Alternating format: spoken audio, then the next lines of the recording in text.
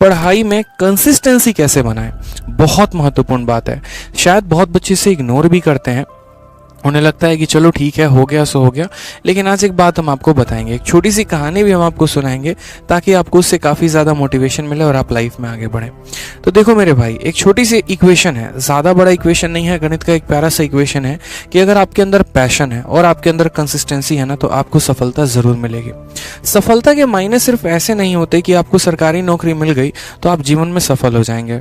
अलग अलग लोगों के लिए सफलता के मायने अलग अलग होते हैं। कोई एक कामयाब बिजनेसमैन है तो कोई एक कामयाब टीचर है, कोई एक कामयाब यहाँ पर जो है बढ़िया तरीके से आईएएस है या आईपीएस है, तो कोई मेरे भाई अंबानी और अडानी है। कोई अपने क्षेत्र में एक बहुत बड़ा पॉलिटिशियन है तो कोई अपने क्षेत्र में अपने घर में एक बहुत बड़ा जो है व्यापारी है। तो अलग अलग क्षेत्र होता है, अलग अलग यहाँ पर मायने होते हैं कामयाबी के। लेकिन जितनी भी कामयाबी की स्टोरी आपने सुनी है, चाहे आपने धीरू भाई अंबानी की स्टोरी सुनी हो, या आपने रतन टाटा की सुनी है, या आपने जेफ बेजोस हो गया, या फिर आप एक तरीके से अभी जो आपके एलोन मस्क हो गए आपने उनकी स्टोरी सुनी है, उन सब के स्टोरी में जो एक कॉमन फैक्टर मिलता है ना मेरे भाई, वो ये शब्द होता है कंसिस्टेंसी। ठीक है, आज अगर हम आपको एक छोटा सा इंसिडेंट बताएं, तो मैं बायोग्राफी पढ़ रहा था एलोन मस्क की, छोटी सी कहानी उनकी मैंने पढ़ी। उस कहानी में मैंने ये देखा कि एक बार एलोन मस्क के साथ कहानी ऐसी आ गई थी, मतलब उनके लाइफ में ऐसा सिचुएशन आ गया था, ठीक है, कि उन्होंने अपना मतलब अगर आप उनके कंपनी के बारे में जानते हो तो उनके कंपनी का नाम स्पेस एक्स है। स्पेस एक्स एक ऐसी एजेंसी है जिस तरीके से आपकी नासा हो गई, इसरो हो गई, ठीक है, जो सैटेलाइट्स को लॉन्च करते हैं, तो स्पेस एक्स उनकी खुद की पर्सनल एजेंसी है जो सैटेलाइट्स को अंतरिक्षों में लॉन्च करती है। तो स्पेस एक्स को उन्होंने शुरू किया, स्पेस एक्स को बहुत ज़्यादा पैसा लगाकर शुरू किया। पहली बार जब उन्होंने रॉकेट लॉन्च किया था वो फेल हो गया, ठीक है। दूसरी बार उन्होंने अलग अलग जगह से पैसे इकट्ठे करके किसी भी तरीके से मुश्किल तरीके से उन्होंने जो है अरेंजमेंट किया पैसों का, और उसके बाद भी उन्होंने एक तरीके रॉकेट लॉन्च किया तो वहाँ पर भी फेल हो गए। तीसरी बार भी वो बंदा हिम्मत नहीं हारा, और तीसरी बार के हालात ऐसे थे कि उन्हें अपना घर गिरवी रखना पड़ा, उन्हें अपना ऑफिस मतलब घर गिरवी रखकर बाकी कार वार बेच के सब कुछ छोड़ के उन्हें सिर्फ अपने आप को ऑफिस में शिफ्ट करना पड़ा। वहाँ से जो पैसे आए उसको उन्होंने वापस से स्पेस एक्स में लॉन्च किया, ठीक है, और उस पैसे को वहाँ लगाया, और तब तीसरी बार जब उन्होंने रॉकेट लॉन्च किया था तो वो मेरे भाई सक्सेसफुल रहा। और आज आपको भी पता है कि दुनिया के सबसे नंबर 1 जो पैसे में जो सबसे ज़्यादा रिचेस्ट पर्सन है वो आपके एलोन मस्क है, ठीक है। रिस्क तो किया उन्होंने, कोई दिक्कत की बात नहीं, रिस्क ली बहुत बड़े लाइफ में, लेकिन एक चीज़ जो कॉमन थी वो मेरे भाई क्या थी, कंसिस्टेंट, ठीक है। आपने यहाँ राइट ब्रदर्स का भी नाम सुना होगा जिन्होंने अपना इन्वेंशन किया था एरोप्लेन का, ठीक है। आपने यहाँ पर एक तरीके से जो आपके बल्ब के आविष्कारक हैं आपने उनका भी नाम सुना होगा। आपने इनफैक्ट केएफसी का नाम सुना है, केएफसी एक बहुत बड़ा रेस्टोरेंट है। आपको पता होगा कि केएफसी ने जब अपना पहली बार जो चिकन वाला जो प्रोडक्ट है उन्होंने जब बनाया था तो वो कम से कम 1000 दरवाजों के पास गए होंगे। पहला घर नॉक किया, उनके प्रोडक्ट को किसी ने नहीं लिया। दूसरा दरवाजा कोई नहीं पूछा, तीसरा दरवाजा भगा दिया लोगों ने, चौथा दरवाजा में तो गाली और धक्के दे के भगाए, लेकिन वो कंसिस्टेंट रहे अपने आप में। पहला जो उनको ऑर्डर मिला वो 1000वें घर से मिला, और ऐसा ऑर्डर मिला कि वो डेली वहाँ पर ऑर्डर देने जाते थे। और आज आपको पता है कि केएफसी दुनिया की कितनी नंबर 1 कंपनी है मेरे भाई, ठीक है। तो ये तो कुछ बड़े बड़े एग्जाम्पल्स हो गए जिनको लाइफ में आप एक तरीके से देख रहे हो कि हाँ कोई कंसिस्टेंट रहा तो कैसे हो गया। आप प्रकृति को देख लीजिए, आप एक पल के लिए ऐसे समझिए, आपने दुनिया की सबसे बड़ी नदी का नाम क्या है, अमेज़न है, आपने जाना है। भारत की सबसे बड़ी नदी हो गई आपकी गंगा, ठीक है। क्या लगता है आपको कि गंगा एक दिन में इतनी बड़ी नदी बन गई? गंगा को हम क्यों पूछते हैं, ठीक है। गंगा का उद्गम कहाँ से होता है? हिमालय से होता है। अगर आप जाएंगे हिमालय पर्वत पे तो बूंद बूंद करके पानी गिरता है, ठीक है। आप जाकर वहाँ देखिए एक बार, जब वहाँ पर जो एक तरीके से जितने भी बर्फ हैं जब वो पिघलते हैं तो बूंद बूंद बूंद बूंद करके रिसाव होता है। एक बूंद टपका, फिर कुछ सेकंड के बाद दूसरा बूंद टपका, फिर कुछ सेकंड के बाद तीसरा बूंद टपका, और मेरे भाई ऐसे बूंद टपकते टपकते पूरा का पूरा नदी बनता है, और सालों साल सदियों सदियों वो नदी बहते रहती है जिसकी आप पूजा करते हैं, ठीक है। तो गंगा में भी क्या है, तो कंसिस्टेंसी है। कहा जाता है ना कि अगर पानी भी जाकर कहीं ठहर जाए तो वो नदी नाला बदलने में देर नहीं लगता और उसमें महक आने में देर नहीं लगती है। तो यहाँ पर भी अगर गंगा की पूजा की जाती है तो एक वजह से वो है उसकी कंसिस्टेंसी। जीवन में मैंने ऐसे कई सारे बच्चे देखे, कई सारे आप अपने केस स्टोरी सुनोगे। जैसे यहाँ पर कभी भी बच्चा पूछता है कि सर सफलता कैसे मिलेगी, सर कामयाब कैसे होंगे, सर जॉब कैसे लगेगा। आप बचपन में एक स्टोरी सुने थे, आपने बचपन में कहावत सुना था, याद है ये कहावत यहाँ पे, करत करत अभ्यास के सिलपत परत निशान, रसरी आवत जात के, ठीक है। सॉरी, करत करत अभ्यास के जड़मती होत सुजान, रसरी आवत जात के सिलपत परत निशान। कहने का मतलब क्या है, आप अभ्यास करते रहो करते रहो करते रहो, ठीक है। और एक वक्त ऐसा आएगा कि जहां पर आप एक तरीके से चाह रहे हो जो चीज़ ना, वो पूरी होगी और ज़रूर होगी, और बहुत ही शानदार तरीके से होगी। आज आपसे लोग पूछते हैं ना कि आप क्या कर रहे हो, क्या नहीं कर रहे हो, ठीक है। आप यार उनकी चीज़ों को है ना आंसर देना, तरीके से देना, एक प्रॉपर वे में देना, लेकिन उसके लिए भी है ना आपको अपने काम में कंसिस्टेंट होना पड़ेगा। आप बिजनेस करते हैं, आप उसमें कंसिस्टेंट रहिए, ठीक है। एक एग्जांपल आप ऐसे समझो, आप जिम जाते हो, क्या लगता है 90% केसेस में ऐसा होता है ना, जो नया फ्रेशर जो जिम जाता है क्या करता है, पहले दिन गया, थोड़ी सी बॉडी बनाई नहीं, एकदम शीशा में जाके इसे सामने खड़े होकर एकदम ऐसे ऐसे बॉडी देख रहे हैं मसल कितना हुआ कितना नहीं हुआ। क्या पहले दिन में आपको रिजल्ट आ जाएगा? दूसरा दिन गए, आधे घंटे वर्कआउट किया नहीं, बाइसेप्स देख रहे हैं, ट्राइसेप्स देख रहे हैं, थाई देख रहे हैं, बैक देख रहे हैं, शोल्डर देख रहे हैं, क्या होगा? आपको क्या लगता है उससे रिजल्ट आ जाएगा? मेरे भाई आप काम तो करो, कंसिस्टेंट तो रहो। 90% लोग शुरू में ही हार मानकर छोड़ देते हैं कि नहीं भाई मेरे से तो नहीं होने वाला। बस वो जो 10% लोग टिक जाते हैं ना, जो कंसिस्टेंट रहते हैं, जिनका रूटीन है मेरे भाई की आज मुझे जाना है तो जाना है, मुझे कल जाना है तो जाना है, तो उनका जो एक तरीके से पैशन होता है और जो उनकी कंसिस्टेंसी होती है वो रिजल्ट लेकर आता है और ये लीड करता है उनके सक्सेस में। चाहे आप मिस्टर एशिया की स्टोरी सुन लो या आप मिस्टर वर्ल्ड की स्टोरी सुन लो, आप यहाँ पर जब भी देखोगे तो वो अपने लाइफ में बहुत कंसिस्टेंट रहे, ठीक है।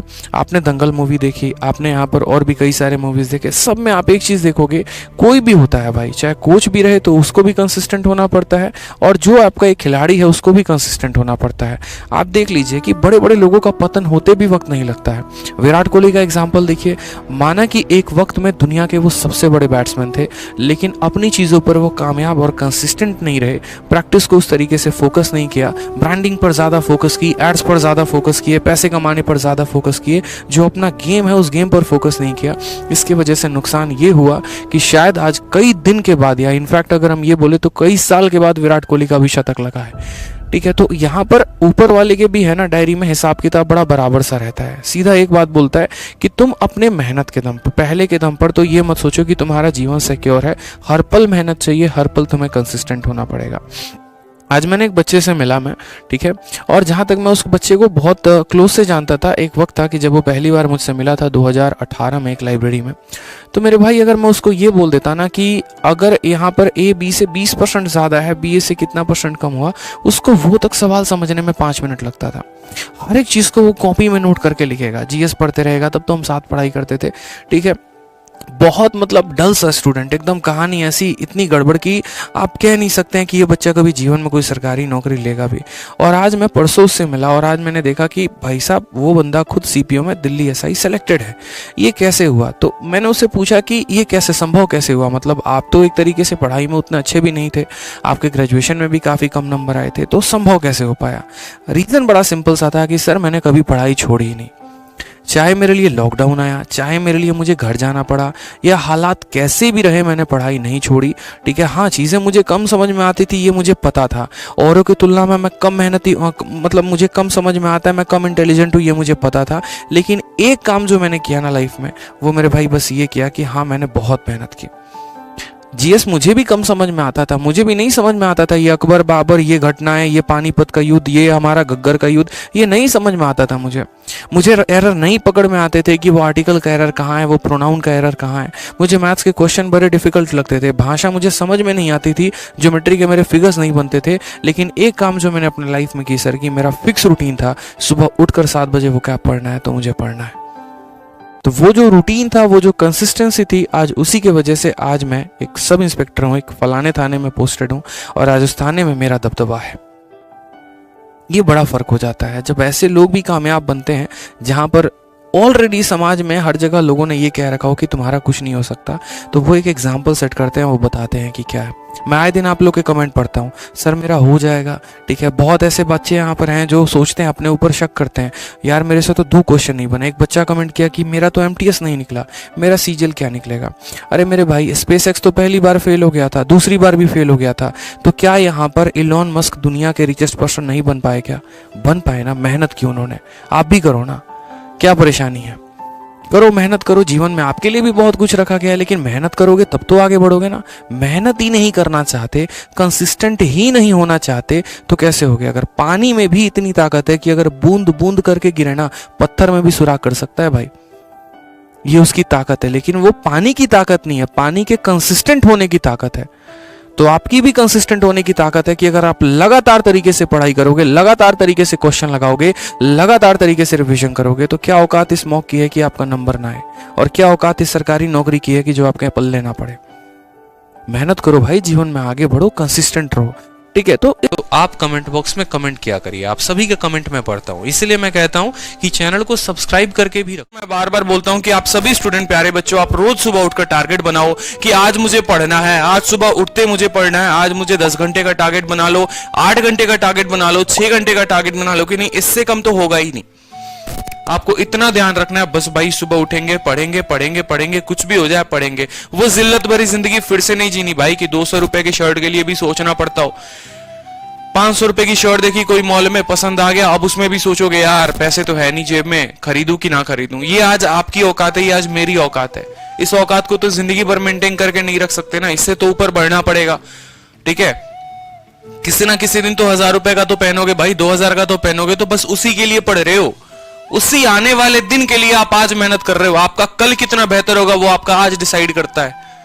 मैं बार बार बोलता हूं, आपका कल कितना सुंदर सुनहरा होगा वो आपका आज डिसाइड करता है कि आप आज कितनी मेहनत कर रहे हो।